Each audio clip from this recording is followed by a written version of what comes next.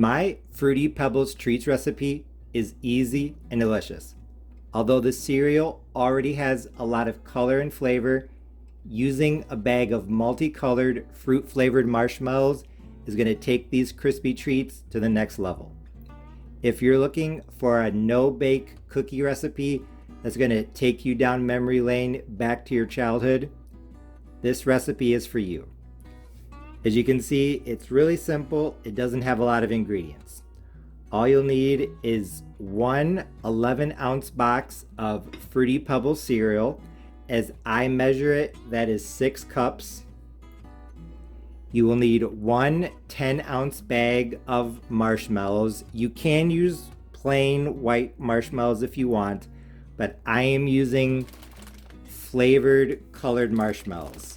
So this is a 10-ounce bag. It's a variety pack of lime, lemon, orange, and strawberry. I think that using these marshmallows instead of the plain regular ones is going to add not only color, but also flavor. 1 stick of butter and a pinch of salt just to tone down the sweetness a bit.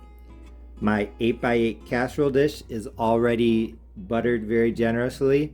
So to start this Fruity Pebbles treats recipe, all I have to do is melt the butter. My butter is now completely melted. I just kept it on medium heat until it turned to liquid. You don't want to brown it or burn it, just melt it. Now, keeping it on medium or low heat, I am going to add my marshmallows, my 10-ounce bag. And I am just going to stir these, make sure they are coated in the butter, and I'm going to wait for them to melt. This won't take long at all. And actually, even though my Fruity Pebbles treats recipe is pretty easy, is pretty simple, the one thing you do want to make sure is that you have everything ready to go because this recipe moves very quickly. As you can see, my marshmallows are almost completely melted. I've just been stirring continuously over medium heat. There's still some marshmallows here and there, and I think that's what I want. I want to have some marshmallow chunks. So I'm just going to add my Fruity Pebbles cereal now.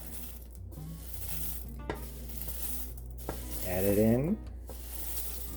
Maybe I should have used a bigger pot. We'll see. I think I'll be okay. I am going to stir this in a little bit now. So a lot of times when you start stirring, you create more room in the pot. I've been stirring, and honestly, I think it might be okay the way that it is, but I'd feel better if the Fruity Pebbles treats had a little bit more marshmallows. So I'm going to add 2 more ounces of the marshmallows.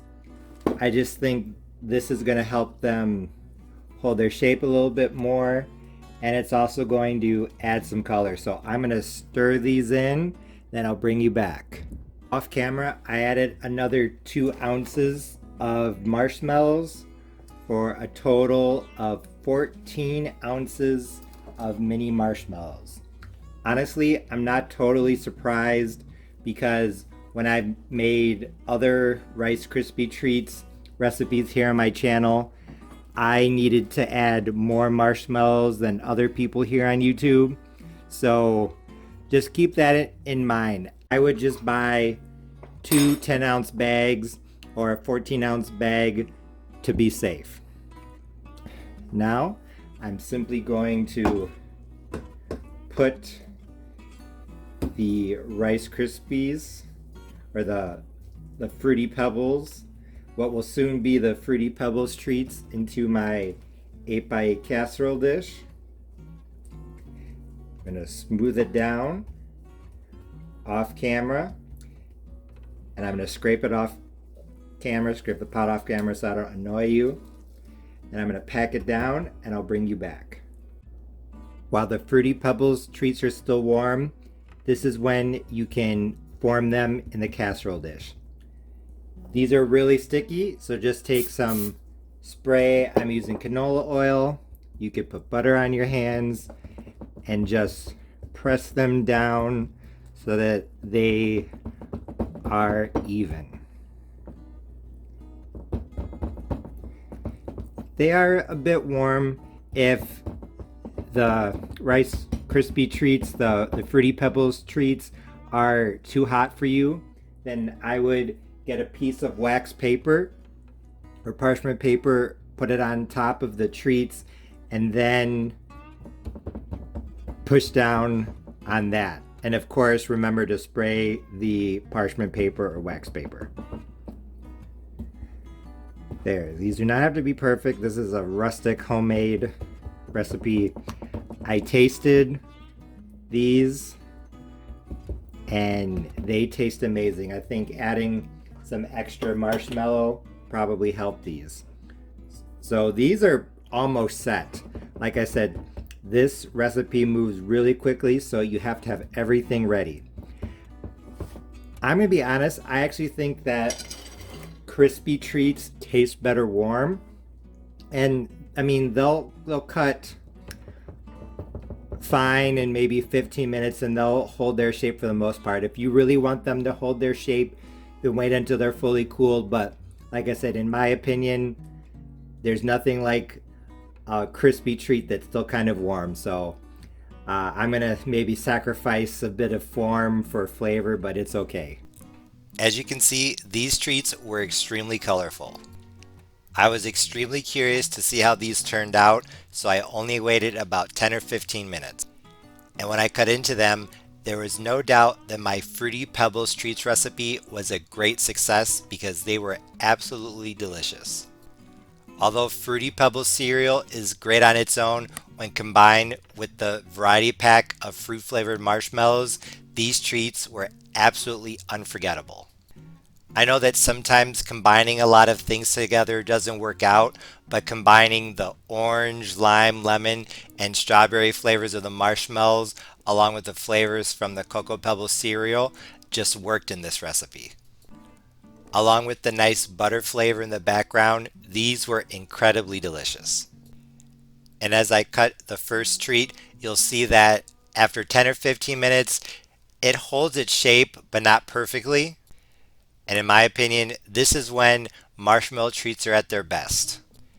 As I said earlier, if you want them to hold their shape perfectly, wait until they're harder to cut them. But at this point, after cooking, this is when the texture is just right. They're crispy, yet also soft and gooey, a texture that's really hard to describe. And the extra bit of warmth really made these satisfying. Now that you can see the bar up close, you can see all the marshmallow inside. As I said earlier in the video, whenever I make marshmallow treats, I always end up adding more marshmallows than other recipes on the internet call for. I also add more butter as well because most recipes for this amount of cereal just tell you to use 4 tablespoons. Maybe I just like my marshmallow treats extra gooey and extra buttery, but honestly, I think that adding the extra butter and the extra marshmallows is what makes my version delicious. This recipe is yet another example of how sometimes when you're cooking in the kitchen and you're following a recipe but it just doesn't look right, you have to go with your gut and change the recipe as you see fit. And in addition to the delicious flavor, I really liked how colorful these Fruity Pebbles treats were. I think that if you made these for a party or the holidays, when people see these, they're going to ask you, "Hey, what's that? I want to try that." Especially children. I think that this is a really good recipe to make with children because it's easy, quick, it's very colorful, and it's full of flavor. Even though this was my first time making my Fruity Pebbles treats recipe, there isn't anything that I would do differently, other than plan on adding more marshmallows from the beginning. However, one thing that I think might be interesting would be to add orange zest, lime zest, lemon zest, and freeze-dried strawberry powder to these treats. That might be overkill, but then again, it might make these even more flavorful, so I guess it's worth a try. This Fruity Pebbles Treats recipe is the first video in a short series of no-bake cookies for the holidays. Although these no-bake cookies would be perfect for Christmas, they would be great at any time of the year. If you make this recipe, I know you'll love it. As always, thanks for watching. See you next time.